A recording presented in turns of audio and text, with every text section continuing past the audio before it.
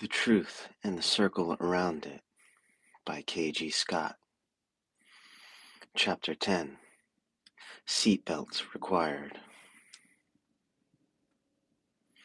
Page 173. Belém, Brazil is hot all the time, by most North American standards. And that is just fine with Willie. He likes the way his life has gone since hooking up with this Antonio and his soldiers. He's in the best shape of his life, has more money, booze, and girls in a week than he had in a lifetime before.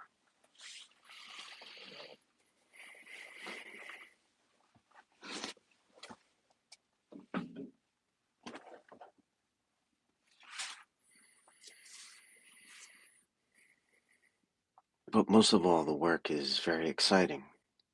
He drives fast cars, shoots guns, plays with explosives, and travels all over the place. He's been following Alvarez, Delfino, and Brock around long enough. They treat him almost like an equal, but not entirely. He hasn't been in on any of the big jobs yet. All he's been doing is working with some of the other soldiers doing the distraction work. For example, when Delfino and Brock robbed the Savings and Loans First National in Detroit, while Willie and two other guys were doing a series of small holdups in jewelry, liquor, and corner stores to keep the cops going in circles. It was actually fun because Willie shot up the places with the exploding ammunition. The jewelry store, for example, was a headquarters for some small-time mafia trying to get a foothold on the market in Rochester, Troy, Sterling Heights, and Warren, all major areas of Detroit, close to the downtown core. Alvarez's employers were trying to gently persuade the new mafia to play the game by the rules, but they weren't going along with it, so hits were called out, while Willie and the other two were robbing the front of the store each time. Alvarez was in the back taking care of the problems.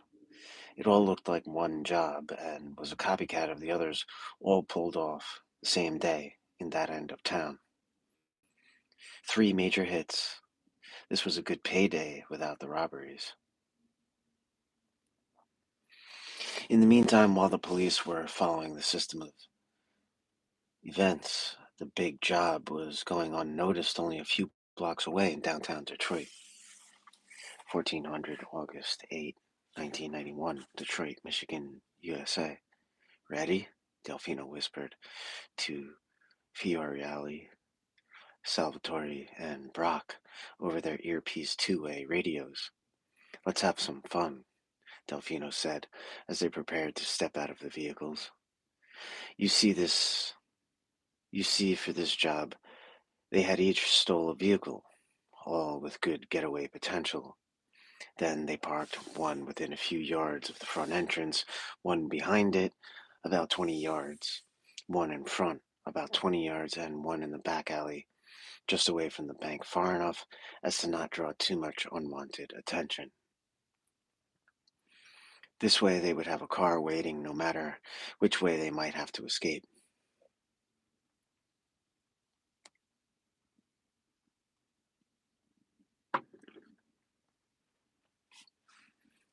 Then Delfino pushed the button on the remote, and half a block down a side street a car catches fire and explodes.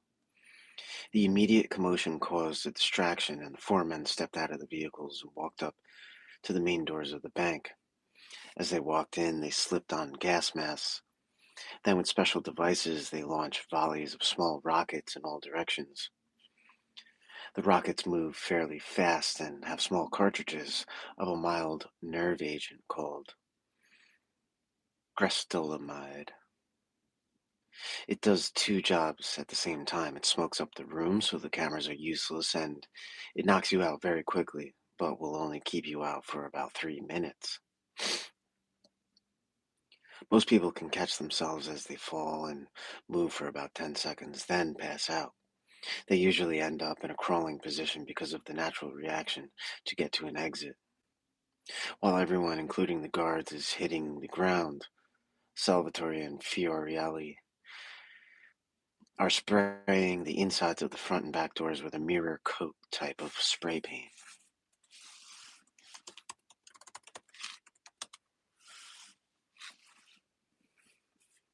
It dries very quickly and looks from the outside like it's meant to be there.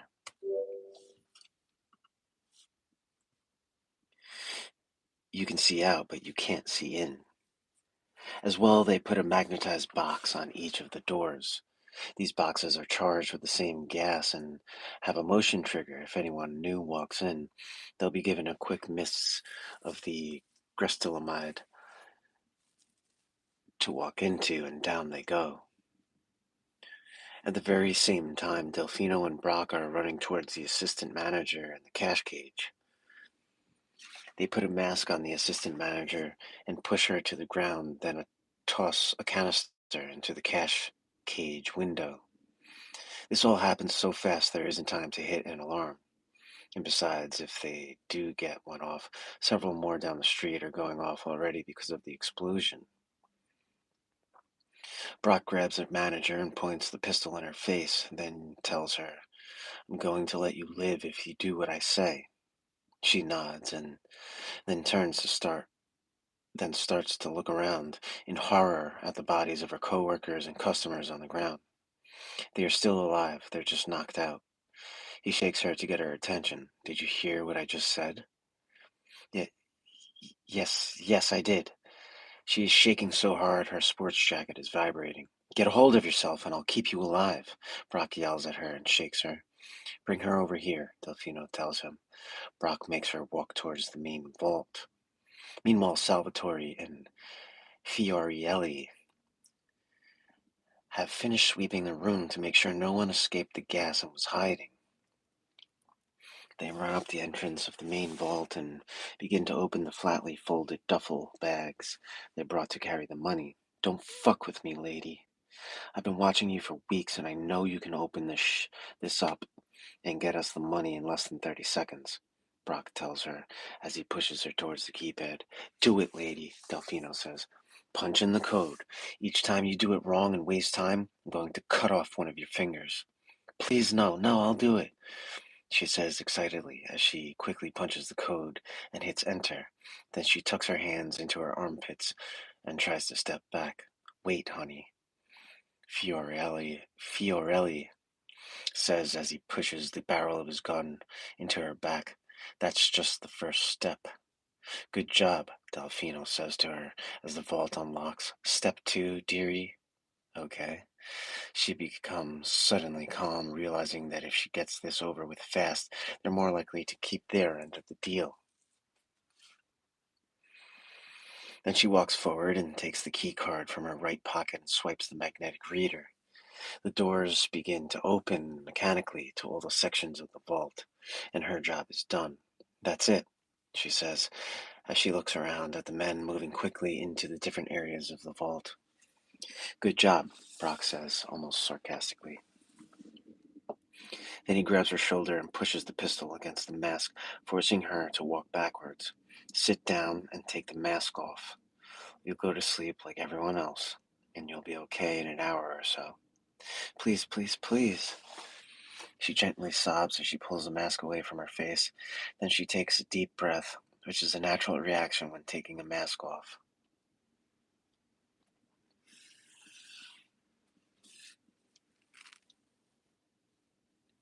She slumps in the chair, and Brock picks her up in his arms and smiles at her as she drifts away. "I told you it would be okay," he says gently to her and then sets her on the ground. "I'll check the front while you load the bags." He instructs over the radio and runs to the front doors. Everyone is still on the floor, as they should be. There are people on the sidewalk in front, but they are watching the situation down the road. Emergency vehicles are just beginning to pull up, and none are coming anywhere near the bank. "We're clear so far, but I think we should use the back door," Brock says over the radio. "We're done in here, Gary," Delfino says.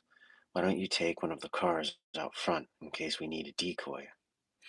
Come help us load the stuff into the car, then run around to the front of the building and meet us on Kelly Road. Good thinking, Jerome. Let's get the fuck out of here. Brock agrees. It sounds like all is going the way it was planned, my friends. Alvarez's voice comes over the radio. Yes, it's going very well, Defino replies. We're on our way right now. I've got a cop standing right beside the front car, and there's no way I'll get to the other ones. Brock says, I've got an idea. He grabs his cell phone and holds it up against his left ear to hide the radio device with his arm. Officer, please. Yes, dear. I can hear you, he says and tilts his head to make it look like he's paying attention to the phone for a moment. Please, officer, my wife is on the phone with me. Our son is in an emergency at St. Joseph Mercy Hospital. Can I please get my car through the traffic and be on my way? Yes, of course, sir. Get in your vehicle and I'll direct you out. The concerned policeman says as he blows his whistle and yells at his counterparts to generally tell them to help let this man be on his way because of a medical emergency. Then he waves Brock along and allows him to speed down the street without a second thought. The voices below bellow over the radio. You sneaky bastard. Fiorelli giggles. I must say I agree, Alvarez says as he laughs away. He he he. Brock laughs. You should have seen them moving people out of my way. All right, chaps. It's been a good day so far. Let's meet up at the bus like we planned, Alvarez instructs. Then he picks up his car phone and dials the number of the person who is close to him. 2 hours later, they all arrive at the airport outside of Romeo, Michigan. The bus they spoke of is actually Alvarez's private jet. The stolen cars have been left behind. There will be no fingerprints or evidence for the police because they were all left behind at full-service car washes. The instructions were to do a full job to them and that I'll be back in an hour or so. Of course, they really wouldn't be. They would get into taxis and be taken to bus stops, then onto transit buses and off at a stop a few miles away, then taxis to a meeting point. Henderson picked them all up in a rented van, which was dropped off at the airport to be picked up by the rental agency. They load up the bags of money into the plane and fly away without anyone giving them a second look. After that, the group flew around the United States and Canada, doing similar things in other cities. In between each job, they would party it up at some friend of Alvarez's and get ready for the next task. In late July, they flew to the island of Palau, near Indonesia. What a tough adjustment that was, spending almost 6 months on one of the most exotic locations in the world. Tropical weather, money to burn, and nothing to do but enjoy themselves.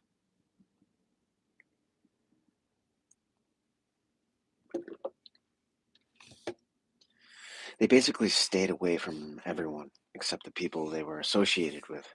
Even the girls that entertained them were brought in from other places, so no locals could tell stories about them. Then, just after Christmas, they flew to Australia, then Hawaii, Costa Rica, and finally Belém, Brazil. In Detroit, Michigan, as well as Honolulu, Hawaii, detectives would be investigating the work of the serial killer known as the Socorro Killer because of the carving of the word left on the bodies of victims. These detectives would find themselves on the phone with other police officers like Detective Sergeant Paul Wallofson in cities across North America. The crimes had nothing in common except the calling card style carvings done with the tip of the same large bladed knife used to kill the victims. These crimes did not seem to follow any recognizable pattern or profile, which really stumped the men and women trying to solve the mystery. Most of all, no connection to the fact that the killings took place at roughly the same time that the Alvarez gang made stops in those same locations. That was all about to change very soon. 1555, May 14, 1992, Belém, Ilha de Maraujo, Brazil. Henderson, come here, please, Alvarez summoned. Henderson walked into the office area of the huge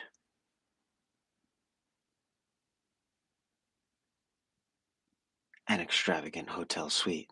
Yes, Antonio, what do you need? I have made arrangements for us to stay in the second club in Florida. We can take a drive from there to the first club. From there, we will take my plane to San Diego. Are you sure this idea of yours is such a good one, Antonio? Henderson asked in a very concerned tone. Then, as Alvarez looked at him in a surprised and almost angry expression, he continued, I don't mean to undermine you. It is just that these killing clubs you're building seem extreme to me.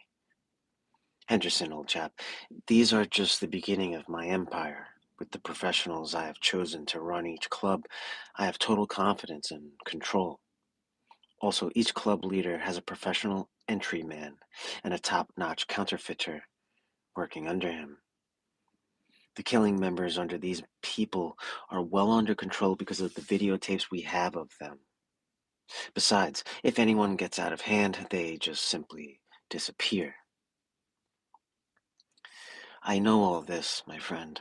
I know how you feel about it all. It's just that I wish we could keep things simple like they are now. Yes, of course, my friend, so do I. But soon I will not be able to keep the wolves off our backs unless I have my own army. Alvarez motioned for Henderson to take a seat. Henderson, if I don't get this going now, we'll all be dead in the very near future. Visconti and his people are already planning our demise.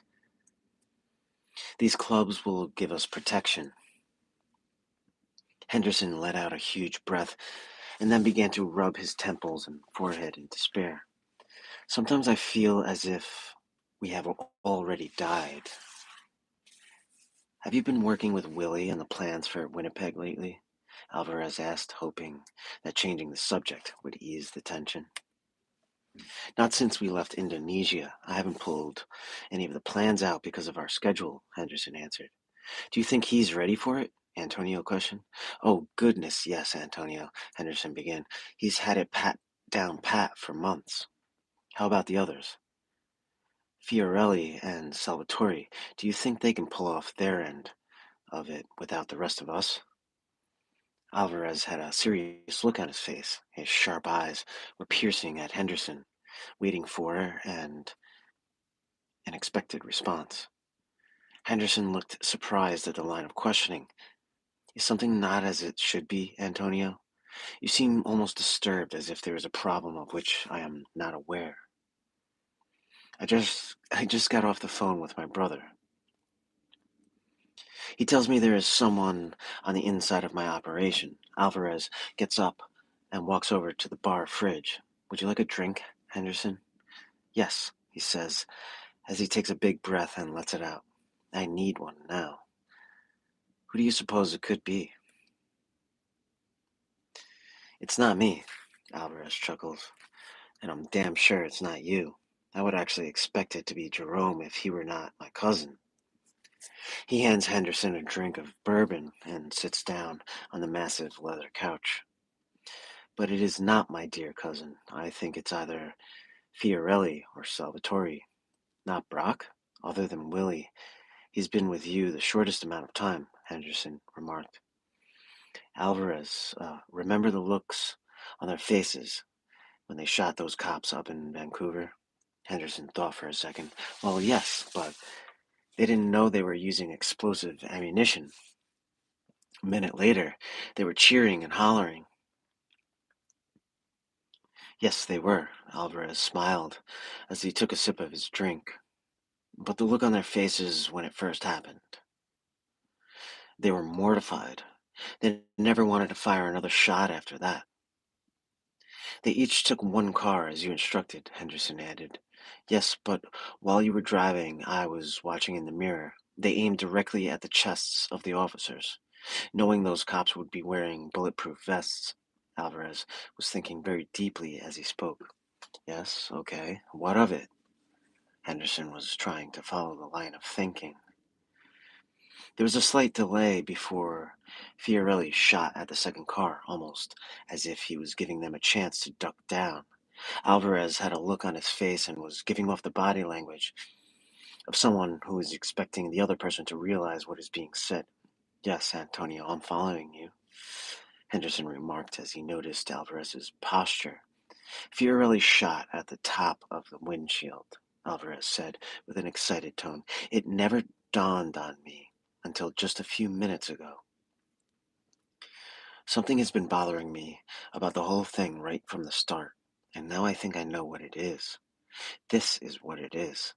Did your brother give you any indication who he thought it might be?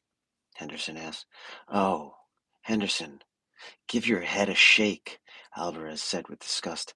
Then he slammed down the remainder of his drink and held up his glass as if to signal Henderson to get him another. That little angel wouldn't tell me if he did know. In fact, he most likely planted whoever it is and is just waiting for his chance to pull the wool over my eyes. Oh, come now, Antonio. Why are you, of all people, making such fantastic statements? I suppose you are correct, Henderson. Then he paused in thought, and a look of parody came over his face. He's a good, decent man. I actually can't believe he's gone this long without turning me in himself. Henderson finished pouring the drinks, then handed one to Alvarez and sat down in the chair across from him. Some day, Antonio, I fear it may come to more than that. The two men looked at each other. I fear you two will kill either each other or yourselves. A toast, my dear friend. Alvarez holds his drink in the air. To the inevitable. Up next, chapter 11. The ride gets bumpy. The Truth and the Circle Around It by Kage Scott.